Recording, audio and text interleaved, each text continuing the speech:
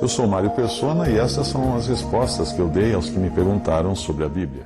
Você escreveu comentando que o Filho de Deus nasceu, abre aspas, o seu comentário, o Filho de Deus nasceu lá na eternidade anterior das regiões celestiais, antes da criação, e assim como Deus retirou uma costela do homem e fez a mulher para que uma família pudesse surgir, de igual forma, sendo o homem imagem e semelhança de Deus, assim ocorreu lá. Não existe filho sem um pai e uma mãe. Isso é o que você disse, fecha aspas aí. Você disse também que, abre aspas, o ocorrido com Maria é lição onde Deus nos ensina como o Filho de Deus nasceu lá na eternidade anterior das regiões celestiais antes da criação, fecha aspas. Depois acrescentou com algumas informações tiradas da Wikipedia, dizendo que, abre aspas, as fêmeas apresentam em suas células somáticas um número par de cromossomos do tipo XX e produzem apenas um tipo de gameta com cromossomo X, enquanto os machos apresentam em suas células somáticas um número par de cromossomos do tipo XY e produzem dois tipos de gametas X e Y, fecha aspas. Eu acho que aí você quis dizer que Cristo era um ser humano descendente como qualquer outro ser humano. Eu fiquei até confuso, sabe? E talvez eu não tenha capacidade de entender o que você quis dizer. Talvez tenha passado meio por cima de mim aqui. Mas seja lá o que for que você quis dizer, eu acredito que você esteja misturando as coisas. Nós não interpretamos a palavra de Deus por meio de conhecimentos de química, de biologia, de medicina, nada disso. O Filho eterno de Deus sempre foi filho na eternidade. Ele não precisava de mãe para ser filho de Deus. Porque a Bíblia não diz que, não chama Jesus filho de Maria na eternidade. Nunca. Ele foi filho de Deus sempre. Apenas para a sua encarnação e na sua humanidade foi que Deus escolheu uma mulher, cumprindo assim a promessa de Gênesis, de que da semente da mulher viria um que esmagaria a cabeça da serpente. Mas tudo isso falava do Filho encarnado, não dele no seu estado eterno, antes da criação. Os versículos que eu vou citar a seguir ajudarão você a entender que Jesus já era filho do Pai antes de vir ao mundo. E assim ele se referia ao Pai, como filho, pois foi enviado ao mundo como filho, e não se tornou filho ao chegar aqui. Ele já chamava Deus de Pai na eternidade. Veja as passagens. Deus enviou o seu Filho ao mundo. Veja que Deus enviou o seu Filho ao mundo. Saí do Pai e vim ao mundo. Outra vez deixo o mundo e vou para o Pai. Aquele a quem o Pai santificou e enviou ao mundo, vós dizeis blasfemas, porque disse, sou Filho de Deus? Pai, na sua oração ele fala, Pai, me amaste antes da fundação do mundo. Como filho, obviamente. Mas vindo à plenitude dos tempos, Deus enviou o seu Filho. Porque Deus enviou o seu Filho ao mundo. Nisso está a caridade, não em que nós tenhamos amado a Deus, mas em que Ele nos amou e enviou o seu Filho para a propiciação pelos nossos pecados. E vimos e testificamos que o Pai enviou o seu Filho para Salvador do mundo. E sabemos que já o Filho de Deus é vindo e nos deu entendimento para conhecermos o que é verdadeiro. E no que é verdadeiro estamos, isto é, em seu Filho Jesus Cristo. Melquisedeque, que era rei de Salém, sacerdote do Deus Altíssimo, sem pai, sem mãe, sem genealogia, não tendo princípio de dias, nem fim de vida, mas sendo feito semelhante ao Filho de Deus. Tudo isso eu li de versículos João 3,17, João 10,36, 16,28, 17,24, Gálatas 4,4, 1 João 4,10, também versículo 14, 1 João 5,20 e Hebreus 7, de 1 a 3. A encarnação de Jesus nada tem a ver com processos naturais de gestação envolvendo elementos normalmente usados pela ciência para descrever a formação de um embrião no útero materno. A encarnação de Jesus foi uma obra exclusivamente de Deus, e Maria foi apenas o receptáculo desse ser gerado no seu ventre quando o Espírito Santo de Deus a cobriu com sua sombra. Ela não teve uma participação na geração desse filho. foi o Espírito Santo. O ser santo que foi gerado ali era totalmente separado de tudo e de qualquer coisa que tivesse a assinatura do pecado, que veio de Adão ou mesmo de Maria. Maria era uma pecadora. Como é que aconteceu isso, então, de uma criança ser gerada no ventre de uma mulher pecadora e não ser pecadora essa criança? Nenhum de nós jamais saberá como aconteceu isso. Porque não nos é dado licença para fazermos um ultrassom ou uma ressonância magnética do ventre de Maria. Não tem isso. Nós nem precisamos inventar a teoria mirabolante católica romana de que para Jesus nascer sem pecado, Maria devia ser sem pecado. E por isso veio a doutrina de Maria Imaculada. Pois isso só levaria o problema escada acima na genealogia de Maria, levando à absurda conclusão de que a avó de Maria também teria que ser sem pecado, e a bisavó de Maria também sem ser pecado. E aí todos os ancestrais de Maria deveriam ser imaculados. Aí nós chegaríamos a Eva. Nós devemos nos contentar que o que aconteceu ali, quando Jesus foi gerado no ventre de Maria, foi um milagre. Milagre. Operado por Deus no ventre daquela jovem e nada mais. Veja Hebreus 10:5. Por isso, entrando no mundo, diz, sacrifício e oferta não quisesse, mas corpo tu me preparaste. Está o Senhor falando de Deus, preparar um corpo. Preparou o corpo dele onde? Dentro de Maria. Mas quem preparou esse corpo? Maria? Não. Deus preparou esse corpo. Pollock, um autor que viveu no fim do século XIX, escreveu o seguinte: o nascimento de Cristo não foi por procriação, mas por criação. A semente da mulher era o resultado especial de Deus, o ato criativo do Espírito Santo, e a descendência era perfeitamente santa e sem pecado, embora Maria, bendita entre as mulheres, fosse um vaso especialmente preparado por Deus para a alta honra que lhe era confiada, fosse ela mesma membro de uma raça pecaminosa e caída, sendo ela mesma membro dessa raça pecaminosa e caída. E Pollock continua escrevendo, citando aqui um versículo: aquele ente santo que há de nascer será chamado Filho de Deus. Os judeus não tinham ilusões sobre o que foi reivindicado no título Filho de Deus. Por isso, os judeus ainda mais procuravam matá-lo, porque não só violava o sábado, mas também dizia que Deus era seu pai, fazendo-se igual a Deus. Isso está em João, capítulo 5, versículo 18. Isso eu tirei de um artigo chamado The Fundamentals of Christian Faith, de Pollock. Continuando agora, quando o assunto é a concepção de Jesus, o Filho de Deus vindo em carne, vindo porque ele já existia como Filho sempre, eternamente, por isso que muitas passagens falam que Deus enviou o seu Filho, ele enviou aquilo que já existia, o Filho. E quando nós tratamos desse assunto dele vindo em carne, é bom lembrar do princípio que foi estabelecido em Êxodo 5, quando Moisés viu um arbusto que queimava, não é? Mas não se consumia. Como foi ensinado a Moisés, nós devemos também reconhecer quando é terra santa e não nos aproximarmos mais do que nos é permitido para, como escreveu Paulo, não ir além do que está escrito. 1 Coríntios 4:6. Por isso que é muito perigoso querer investigar mais do que nós temos na Bíblia. Apareceu-lhe o anjo do Senhor, aqui para Moisés, em uma chama de fogo no meio de uma sarça. E olhou, e eis que a sarça ardia no fogo, e a sarça não se consumia. E Moisés disse: agora me virarei para lá, e verei esta grande visão, porque a sarça não se queima. E vendo o Senhor que se virava para ver, bradou Deus a ele do meio da sarça, e disse: Moisés, Moisés. Respondeu ele: eis-me aqui. E disse: não te chegues para cá. Tira os sapatos de teus pés, porque o lugar em que tu estás é terra santa. Disse mais: eu sou o Deus de teu pai, o Deus de Abraão, o Deus de Isaque e o Deus de Jacó.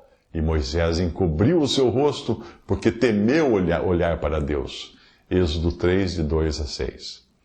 Eu entendo que o corpo de Jesus, o segundo homem, tenha sido criado ou formado no ventre de Maria de maneira miraculosa, semelhante à criação do primeiro homem, Adão. O primeiro homem da terra é terreno, segundo o homem, o Senhor é do céu. 1 Coríntios 15, 47, essa é a origem do Senhor. Adão foi criado de maneira miraculosa também, assim como foi Eva. Então o Senhor Deus fez cair um sono pesado sobre Adão, e esse adormeceu e tomou uma das suas costelas e cerrou a carne em seu lugar, e da costela que o Senhor Deus tomou do homem, formou uma mulher e trouxe-a a Adão. Gênesis 2, 21 a 22. Bom, você conseguiria imaginar, em termos biológicos, de DNA, de cromossomos, de X e Y, como um ser humano poderia ter sido criado a partir do barro? De onde ele obteve o seu DNA? Do barro? E outro ser humano, uma mulher, ter sido criada a partir de uma costela do primeiro ser humano, do primeiro homem? Pois é disto que eu estou falando. Não te chegues para cá, tira os sapatos dos teus pés, porque o lugar em que tu estás é terra santa. Êxodo 3, de 2 a 6. Jesus era totalmente humano no seu corpo de carne, sem pecado. Mas não me é dado entender como seria isso, tendo ele nascido no ventre de uma mulher pecadora, mesmo que tivesse sido sem a participação do sêmen de um homem pecador, no caso José. Isso só pode ter sido uma obra maravilhosa de Deus, que formou o seu filho em semelhança da carne do pecado, mas sem pecado, ou pecado à parte, como fala em Romanos 8,3 e Hebreus 4,15. Uma passagem que pode ajudar a estabelecer o contraste, não apenas entre o homem natural, nascido da descendência de Adão, e o modo como Jesus entrou no mundo, é este. João Batista fala dos que recebem o poder de serem feitos filhos de Deus, por terem nascido de novo por obra de Deus, e diz que eles não são gerados como um ser humano comum, que nasce do sangue, da vontade da carne e da vontade do homem. Esta geração especial é o novo nascimento mencionado no capítulo 3 do Evangelho de João, que se refere às pessoas que são salvas por Cristo, que recebem esse novo nascimento que vem do alto.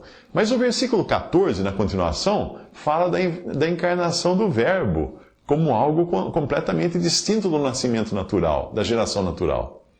Diz que a todos quantos o receberam, a Jesus, deu-lhes o poder de serem feitos filhos de Deus, aos que creem no seu nome, os quais não nasceram do sangue, nem da vontade da carne, nem da vontade do homem, mas de Deus. E o Verbo se fez carne e habitou entre nós. E vimos a sua glória como a glória do unigênito do Pai, cheio de graça e de verdade. João 1, de 12 a 14. Se Cristo tivesse nascido pecador, do sangue, da vontade da carne, da vontade do homem, como Maria ou outro ser humano qualquer, ele estaria desqualificado para assumir o lugar de o Cordeiro de Deus que tira o pecado do mundo. João 29. Ele próprio precisaria de um Salvador sem pecado, porque o Cordeiro dos sacrifícios judaicos era sem mancha, sem defeito, por tipificar o verdadeiro Cordeiro de Deus, que deveria ser imaculado. Como poderia Jesus redimir a outros se ele próprio precisasse de um Redentor? Mas não. O que nós vemos é a encarnação do próprio Verbo de Deus. O Verbo se fez carne. Aquele que estava com Deus e era Deus, estava no princípio com Deus. Todas as coisas foram feitas por Ele, e sem Ele nada do que foi feito se fez. João 1, de 1 a 3. Nós temos algo completamente sobrenatural, pois só assim nós poderíamos também saber que grande é o mistério da piedade. Deus se manifestou em carne, foi justificado no Espírito, visto dos anjos, pregado aos gentios, crido no mundo, recebido acima na glória. Deus foi manifestado em carne. Colossenses 3,16. John Nelson Darby explica que aqui esta passagem não se trata especificamente do mistério da encarnação, mas sim do mistério da piedade. O mistério da piedade é o segredo pelo qual toda piedade real é produzida, a fonte divina de tudo que pode ser chamado de piedade no homem. A piedade brota do conhecimento da encarnação morte, ressurreição e ascensão do Senhor Jesus Cristo. E é assim que Deus é conhecido e é disso que flui piedade, escreveu John Nelson Darby.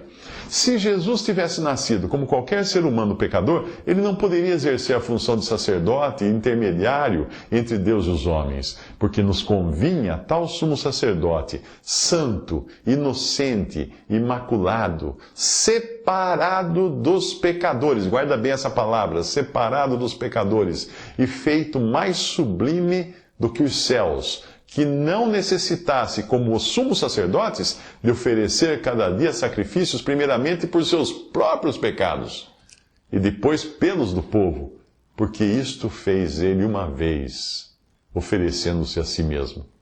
Porque a lei constitui sumos sacerdotes a homens fracos, mas a palavra do juramento que veio depois da lei constitui ao Filho perfeito para sempre. Hebreus 7, 26 a 28. Que passeio em coisas altíssimas nós encontramos nessas passagens. Portanto, para que Jesus fosse Salvador, Redentor e Sacerdote, ele precisaria ser, como diz a passagem, santo, inocente, imaculado, separado de pecadores. Algo que, obviamente, nenhum ser humano é, na sua condição natural. A mais tosca e imperfeita imagem que a minha mente finita consegue conceber para entender tal coisa é de uma garrafa térmica. A garrafa térmica. Dentro da garrafa térmica, não sei se você já abriu uma, existe um útero, digamos assim, né? Que é aquela ampola de vidro com duas paredes separadas por um espaço de vácuo. Por causa do vácuo, o líquido dentro do recipiente interior fica quase totalmente isolado do exterior, exceto pela tampa, que é onde o vidro interior e exterior daquela ampola se encontram. A garrafa térmica seria virtualmente perfeita e isolada se não existisse a tampa. Aí, teoricamente, o líquido nunca esfriaria, porque ele não teria troca de calor com o exterior.